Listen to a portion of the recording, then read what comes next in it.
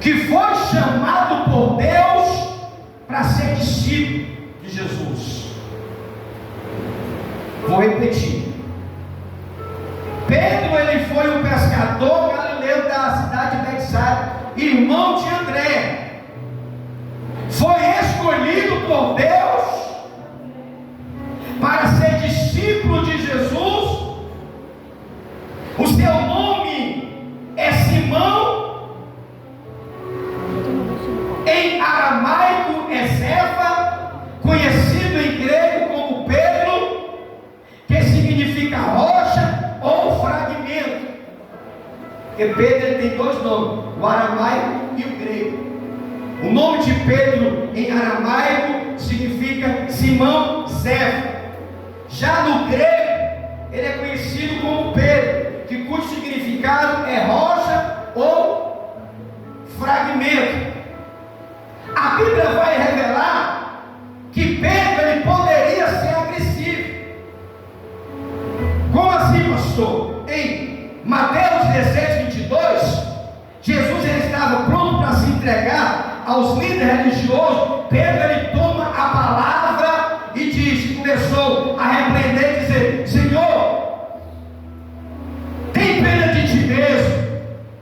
Senhor, tem pena de ti mesmo. Compadece-te de ti. De modo nenhum te acontecerá isso. A Bíblia vai falar também que Pedro, ele é bondoso. O Evangelho de João 21:15, depois de terem jantado, Jesus chega para Pedro e diz: Pedro me ama mais do que todos eles. Aí Pedro chega e diz: Senhor, tu sabe que eu te amo. A Bíblia vai falar também no Evangelho de Marcos, no capítulo 14, do 66 ao 71, que Pedro, ele nega Jesus. Algumas das criadas estavam vendo Pedro dizer: tu é um deles, porque o teu jeito te condena.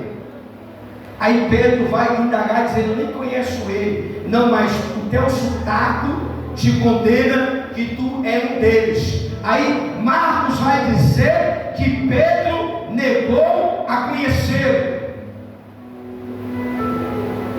Em Atos dos Apóstolos, capítulo 5, verso 40 ao 42, Lucas vai descrever Pedro como um homem cheio de fé. Como um homem cheio de fé.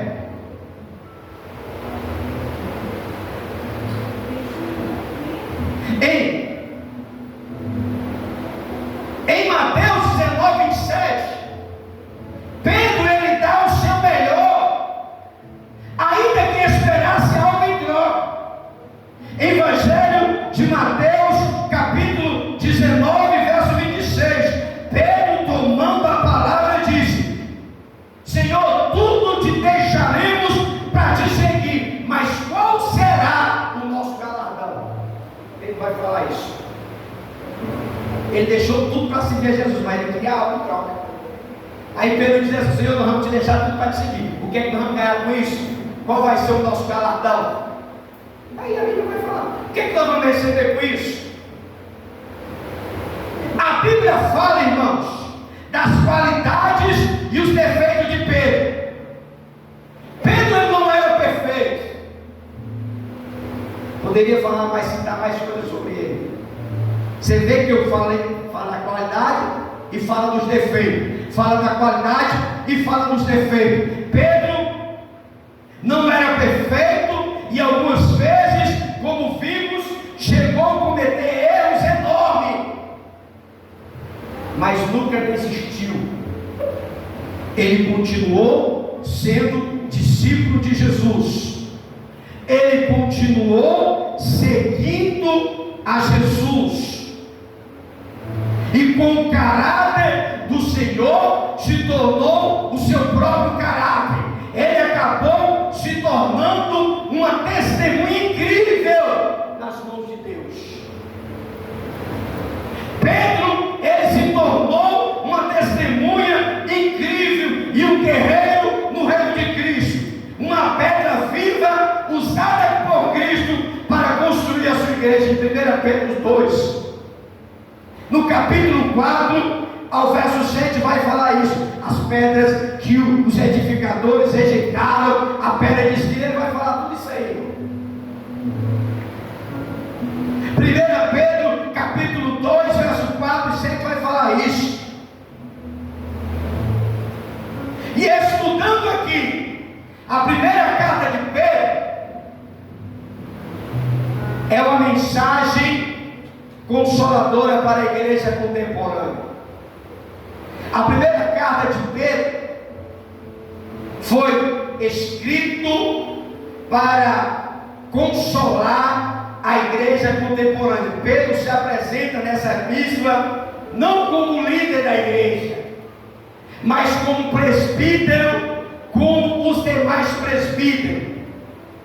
Pedro, ele se apresenta como presbítero da igreja, entre outros presbíteros que reconhece a Jesus como sumo sacerdote, o pastor das ovelhas. E o apóstolo ensina a viver de modo digno diante de Deus. Pedro ele vai ensinar os cristãos a viver de forma digna do reino de Deus. Também nesta carta ele nos orienta a como nos comportar diante dos governos.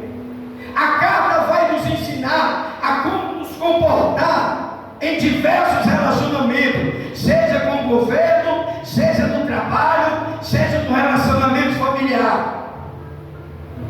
E a maior inspiração que temos nessa relação para nos posicionar de forma admirável é que Cristo é o nosso maior exemplo de vida. É isso que Pedro vai dizer. Pedro, ele vai aconselhar a igreja a seguir os passos de Jesus. Pedro, ele vai dizer: seguir as pisadas do Mestre, e pelas suas pisaduras vós serão curados.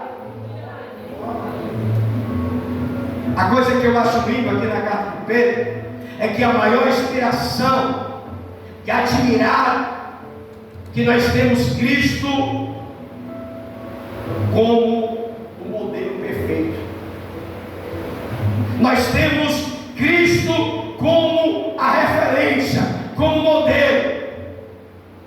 A única pessoa que devemos nos espelhar é Jesus Cristo. Pedro fala que devemos seguir Ele. A quem tu está seguindo nas tuas redes sociais? Qual é a pessoa que tu tem seguido nas redes sociais para sempre dizer? Eu vou te convidar para tu colocar no teu Instagram para tu seguir ele. Jesus. Esse é o maior exemplo que podemos seguir. A quem você tem se espelhado? Hein? Os pastores das redes sociais? Daquele que eu vou orar alguns dias, mas antes de orar faz um pix. Ó, vou esperar o pix chegar aqui, a conta está aí, ó. Está aí o QR Code, está aqui o telefone, 985. Aí eu vou esperar aqui o pix, viu? Que é para me fazer esse tipo de pessoas que você está seguindo nas redes sociais. Esse é o exemplo de pessoa que você está seguindo. Os pastores das redes sociais, que não se congrega, que não tem igreja, mas está lá todo dia fazendo live, revelando, dando reveladas, profetizando, profetada para você. É esse tipo de pessoa que você está seguindo? É essas pessoas que têm sido exemplo para você, têm sido espelho?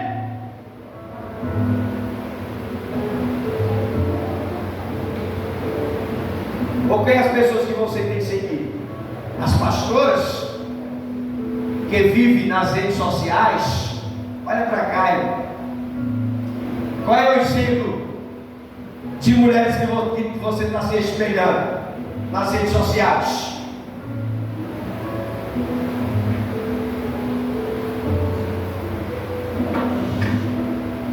O seu exemplo, a sua visão tem que estar em Cristo, o nosso maior exemplo. Construa o seu caráter no caráter de Cristo. Pedro ele fez o caráter dele no caráter de Cristo e se tornou, olha para cá, em um vaso de honra. Aquele que outrora era cheio de altos e baixos. Pedro tinha hora que ele era raivoso, tinha hora que ele era bonzinho, tinha hora que ele puxava a espada para matar, tinha hora que ele tinha um amor. Aí ele dava meio lá e vem cá, e Jesus só trabalhando nele. Esse aqui eu vou trabalhar nele. Deus, Jesus chega para ele e diz: ei Pedro, quando tu te converter, tu avisa teus irmãos. Quando tu te converter, tu avisa os teus irmãos. Por quê? Porque Pedro era cheio de altos e baixos. Ele era corajoso, ele era guerreiro, ele era bruto, ele era humilde, ele era assim. Ele ficava, até que ele fez o seu caráter no caráter de Cristo. Até que ele teve Cristo como exemplo para a sua vida. Então, o capítulo 4 exorta os cristãos a viver uma vida de compromisso e sabedoria com Deus. Se você ler o capítulo 4 todinho, esse capítulo ele vai exortar os cristãos uma vida de compromisso e sabedoria, amando do mesmo pensamento do que Cristo, para enfrentar os sofrimentos, para enfrentar as dificuldades, e também enfatizar a importância da oração séria, do amor mútuo, da história, a importância da oração séria e do amor mútuo e da hospitalidade. Pedro ele vai falar tudo isso no capítulo 4, para o cristão colocar em prática. E ele vai falar também do fim de todas as coisas que estão próximas. O capítulo serve como guia para os últimos dias, o período em que a igreja estava sendo perseguida, o período em que a igreja estava passando por perseguição. Ele está incentivando os cristãos a se afastarem da vida pecaminosa e servir a Deus com diligência e com sabedoria. E o ponto-chave do capítulo 4, o ponto-chave que Pedro vai estar falando na sua carta, é que devemos mostrar o amor para com o nosso próximo. O ponto-chave é que o cristão ele tem que estar preparado para passar por provação e dificuldade e permanecer firme, porque as provações, as lutas nos aproximam mais de Deus. As perseguições, o sofrimento, quando vindo segundo a vontade de Deus, serve para fortalecer a fé e o testemunho do cristão.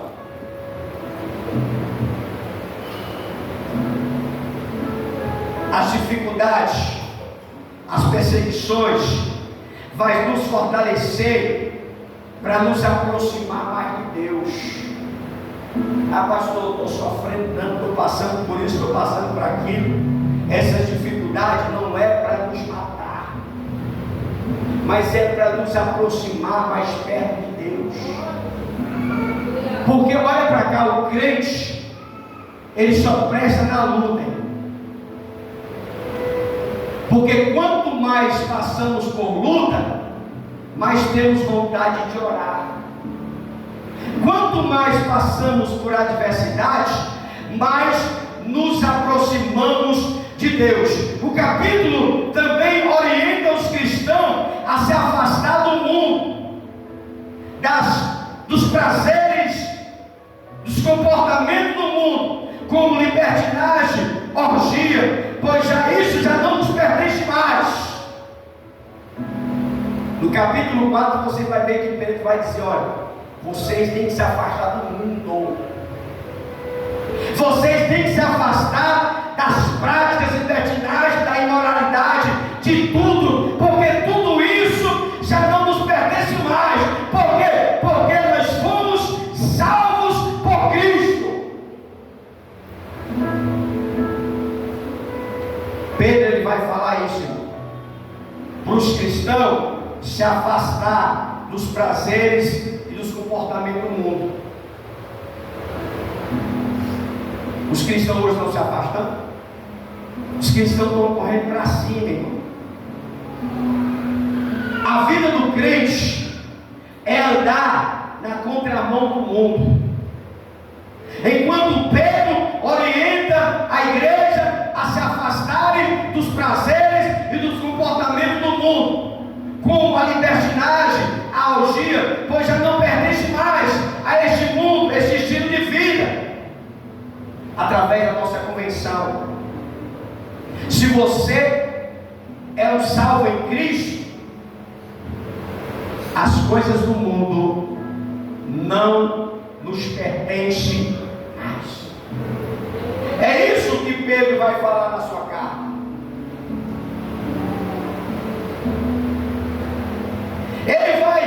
A convenção nos ligou. Pedro ele fala da oração, do amor, da hospitalidade. O capítulo vai falar dos dons espirituais que Deus ele distribuiu a cada um segundo a sua vontade. Você sabe o que aconteceu aqui nesses quinta, sexta, sábado? Dons que foram distribuídos aos irmãos conforme a vontade de Deus. Um tem um dom para cantar, um tem um dom para orar, outro tem um dom para servir, outro tem um dom para fazer. Todos nós temos um dom que Deus deu a cada crente para que sirva uns aos outros. Diz para a pessoa que está falando: irmão, o dom que Deus te deu não é para servir a você, mas é para servir o teu próximo. O dom que Deus nos deu não é para proveito nosso, mas é para servir uns aos outros. Ele distribui diferentes dons para cada um, para servir o próximo. Lembrando que todos Deus vai cobrar. Diz para a pessoa que está falando: ei, irmão, aquele dom Deus vai cobrar de ti. Ele vai cobrar. Ele lembra que todos os cristãos prestarão conta a Deus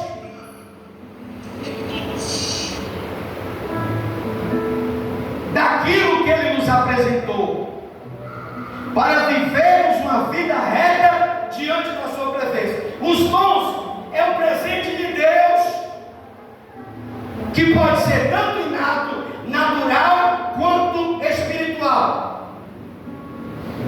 Somos administradores desses dons. O que é que tu faz? Pastor, eu canto, é um dom, aperfeiçoa. O que é que você faz? Pastor, eu dou aula, aperfeiçoa. Pastor, o que é que eu faço? Eu toco, aperfeiçoa o dom. Todos nós recebemos um dom da parte de Deus e somos administrador fiel dos dons. E é uma grande responsabilidade, porque o objetivo dos dons é servir aos outros e não a nós mesmos, para que o nome do Senhor venha ser glorificado. O dom que nós temos, irmão, é para a edificação da igreja e para servir o nosso próximo.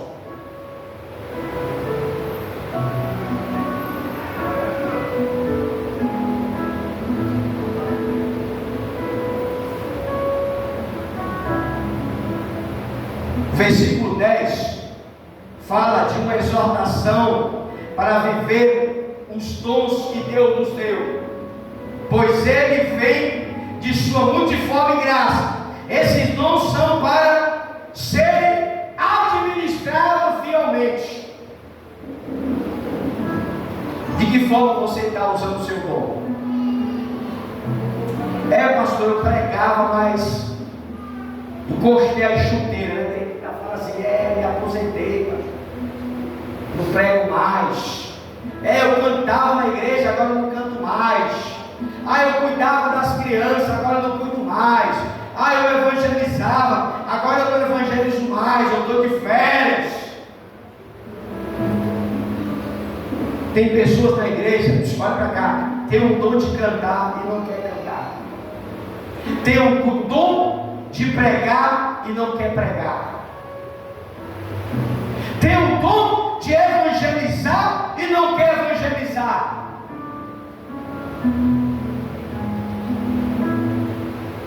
Deus vai cobrar, irmãos. Deus vai cobrar de cada um de nós aquilo que Ele entregou em nossas mãos, porque Ele fez para que possamos ser canal de bênção para abençoar as demais pessoas. Lembra da parábola dos talentos? Está na Bíblia. O homem sai para viajar e diz: olha, eu vou distribuir os meus talentos, dá um a um, dá um a outro. Vou viajar, quando eu vier, vou prestar conta com vocês. Aí o que ganhou 10, ele fez mais 10. O que ganhou 15, multiplicou. O que foi ganhando mais, ele foi multiplicando.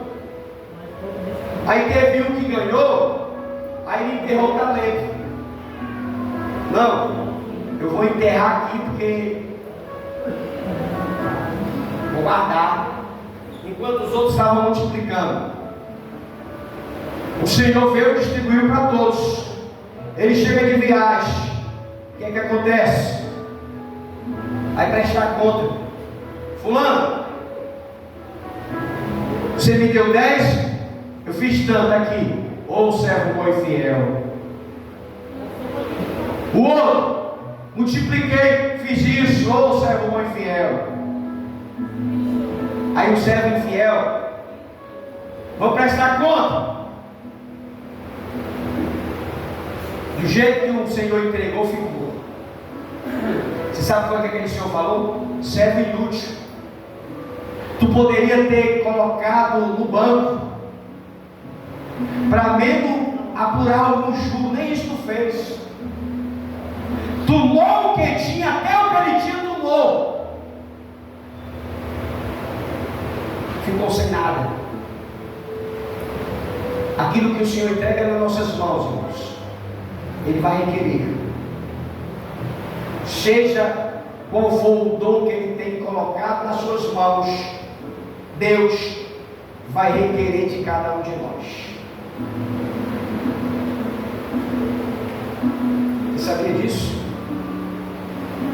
Pessoa que tem um dom de ajudar e não quer ajudar. Ela sabe cuidar das crianças, mas não quer. Eu vou cuidar de filhos dos meus. Mas ela tem um dom para cuidar e não quer. O camarada prega bem, ensina bem, não quer. E está lá os talentos, tudo guardado. Mas vai chegar o dia do prestamento de conta. E Deus Ele vai cobrar de nós. Porque cada um administra o outro dom como recebeu, como um bom mordomo da multiforme graça de Deus. Fica de pé. Fica de pé.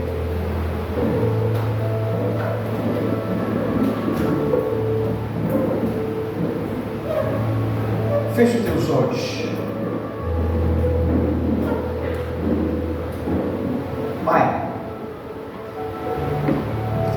diante da tua presença, Senhor, eu quero apresentar a tua igreja. Eu quero apresentar o teu povo, Senhor. Essas pessoas que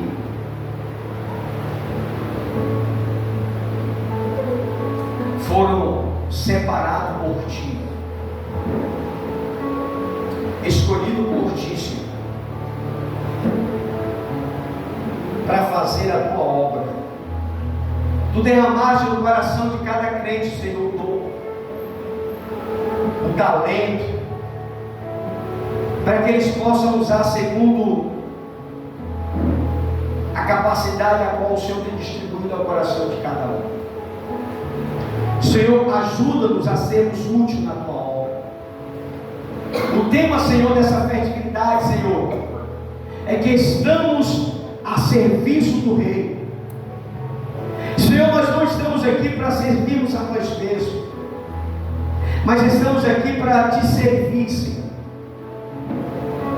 E nos ajuda, Pai, a colocar em prática os dons, seja o mais simples ao mais importante. Nos ajuda, Senhor,